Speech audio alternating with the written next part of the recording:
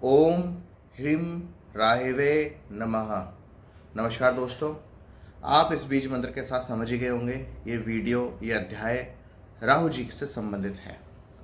और राहु जी और केतु, राहु और केतु ऐसे एज ए एस्ट्रोलॉजी दोनों ही ग्रह, छाया ग्रह, पापी ग्रहों में से संबंधित माने जाते हैं।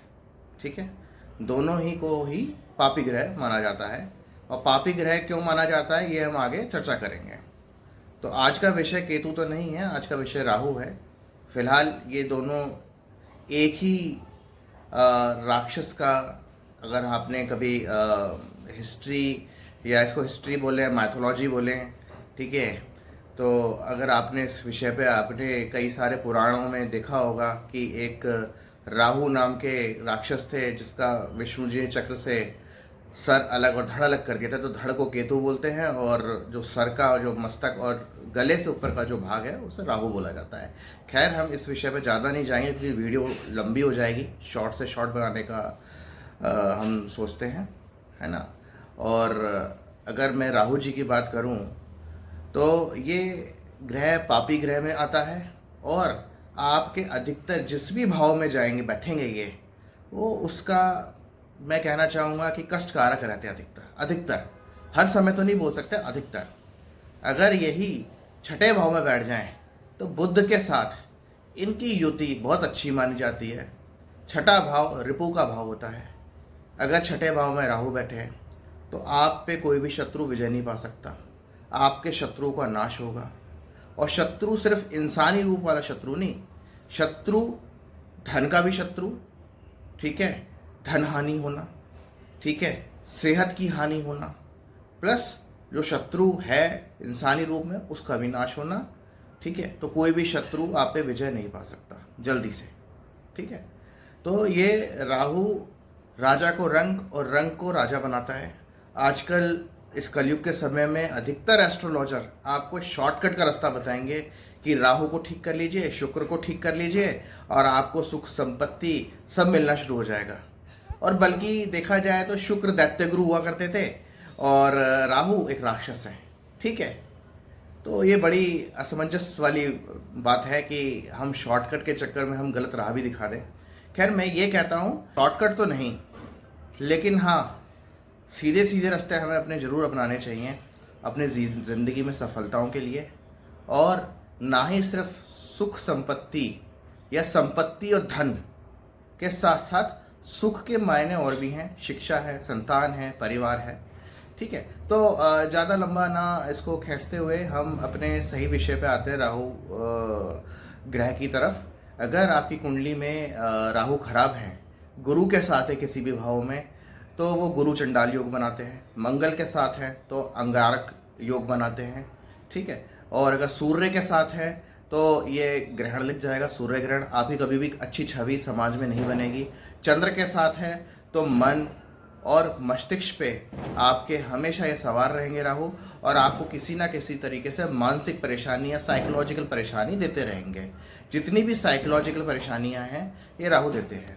और अगर यही राहु आपके ख़राब है तो आपको घुटने में, पैर में आपको परेशानी का सबब बना रहेगा। ठीक है, तो अब हम इनको पॉजिटिव करने या ठीक करने की हम बात करते हैं कि राहु को कैसे ठीक करा जाए। तो आमतौर पे मैं शिवलिंग और शिव जी से जुड़े उपाय बताता हूँ। पहले मैं उसी विषय पे दोबारा चलता हूँ कि हम शिवलिंग के द्वारा राहु को कैसे पॉजिटिव कर सकते हैं अपनी कुंडली के अंदर। ठीक है, तो शनिवार का दिन राहु को ठीक करने के लिए सबसे अच्छा है। और एक तरह से कह सकते हैं कि शनिवार जो है, शनि, राहु, केतु तीनों ग्रहों के लिए अच्छा माना जाता है।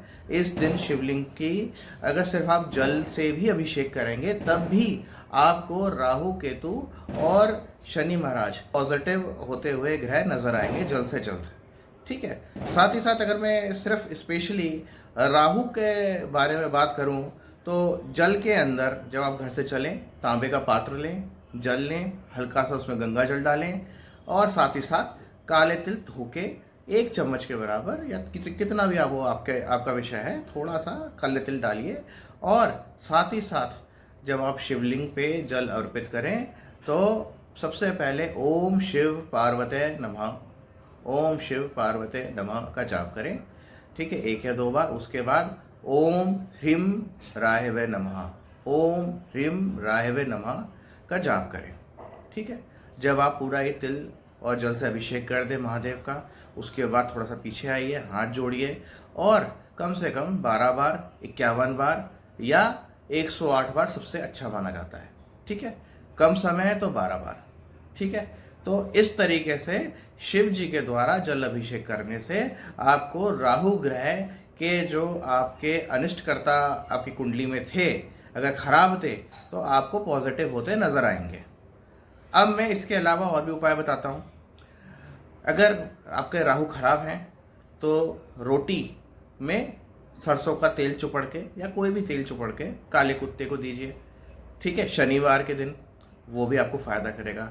इस सभी राहु के जो भी हम प्रयोग कर रहे हैं, इसका समय जो है ये दोपहर के 12 बजे के बाद रखिएगा, शाम को या सूर्य अस्त होने के बाद भी रख सकते हैं। ठीक है, तो वो समय सबसे अच्छा रहता है। सुबह के 12 बजे से पहले पहले सूर्य देव का टाइम रहता है, 12 बजे के बाद शनि जी का टाइम शुरू होता है और शनि जी के साथ साथ राहु और केतु का भी समय आरंभ हो जाता है शनिवार वाले दिन। ठीक है, तो इसलिए शनिवार वाले दिन दोपहर के 12 बजे के बाद ही क्रिया करें, जब भी करें, चाहे वो कुत्ते को रोटी देना हो, चाहे शिव जी को आपको अभिषेक करना है। मेरी तरफ से जो रिकमेंडेशन रहती है, जनरली शिव जी के थ्रू ही सारे ग्रह ठीक करने का मैं उपाय बताता हूँ, क्योंकि उसके साथ साथ शिव जी को जल अभिषेक करते हैं तो शिव जी की भी कृपा दृष्टि आपके ऊपर बनेगी। तो ना ही सिर्फ आपके राहु केतु शनि, बल्कि और ग्रह भी आपसे खुश रहते हैं और उनका अच्छा एक पॉजिटिव बिहेवियर रहता है आपकी कुंडली के अंदर। ठीक है, तो अब इसके अलावा एक और, अगर बहुत ज़्यादा खराब है, पहली बार तो शिव जी से ठीक हो जाएंगे, वो कितने ज़्यादा खराब हो, लेकिन अगर किसी वजह से आप नहीं जा पा रहे, तो आपके पास कोई चलता हुआ बहता हुआ पानी हो, तो उधर जाके आप अनाज की गोलियां, 7 तरह का अनाज हो, कुछ भी हो सकता है, चना, जौ, ज्वार, गेहूं, बाजरा, 7 तरह का अलग अलग पिसवा लें एक साथ और उसकी छोटी छोटी गोलियां बना लें। और गोलियां हर शनिवार की शाम को आप क्या करें, तालाब में, नदी में, जो भी चलता हो बहता हुआ पानी अगर आपके घर के पास हो, तो उसके अंदर थोड़ी थोड़ी गोलियां डालिए। ठीक है, गोलियों की मात्रा ऐसी कुछ नहीं है, 108 कर सकते हैं, 51 कर सकते हैं, वो आपका अपना विषय है, ऐसा कुछ नहीं है। कम से कम 51 डालने की कोशिश करिए और हर बार ओम ह्रीम राहवे नमः, ओम ह्रीम राहवे नमः। ठीक है, इसका मंत्र का जाप करिए। ठीक है, ये 3-4 मैंने आपको छोटे छोटे उपाय बताए हैं, निश्चित ही हर कोई व्यक्ति आराम से इसको कर सकता है और अपनी कुंडली में राहु को पॉजिटिव कर सकता है। अब ये बात भी सही है कि अगर आपके राहु पॉजिटिव रहते हैं आपकी कुंडली में और उनका दुष्प्रभाव नहीं है, तो आपको ज़िंदगी में हर जगह पर, हर विषय पे जल्द से जल्द आपको अच्छे रिजल्ट देखने को मिलेंगे अपनी ज़िंदगी में। ठीक है, अगर 5वें भाव में बैठ जाएं, आपकी विद्या आप जल्दी से ग्रहण नहीं कर सकते। ठीक है, जो मैंने अभी शुरुआती वीडियो में बताया था, ऐसे अलग अलग भाव में बैठते हैं तो आपको कहीं ना कहीं नुकसान बैठता है अपनी ज़िंदगी में, तो वो नुकसान नहीं दिखेंगे। ठीक है, साथ ही साथ अगर राहु प्रसन्न है तो ये धन संपत्ति में भी आपको काफ़ी हद तक फायदे देते हैं, जिसकी आजकल सभी एस्ट्रोलॉजर आपको इस विषय में बताते हैं।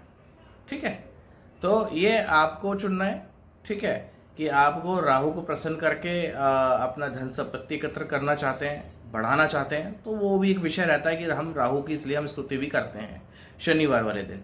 ठीक है, तो राहु स्तुति भी कर सकते हैं, राहु स्तोत्रम का पाठ भी कर सकते हैं, तो उससे राहु की प्रसन्नता बनेगी और आपको ज़िंदगी में धन धान्य की जो कमी है उसकी भी पूर्णता होगी। ठीक है, इसी के साथ मैं इस वीडियो को यहीं समाप्त करता हूँ। उम्मीद है कि ये आसान उपाय करके आप अपनी कुंडली से राहु दोष का निवारण करने में बहुत ही आसान तरीके से सक्षम होंगे। नमस्कार।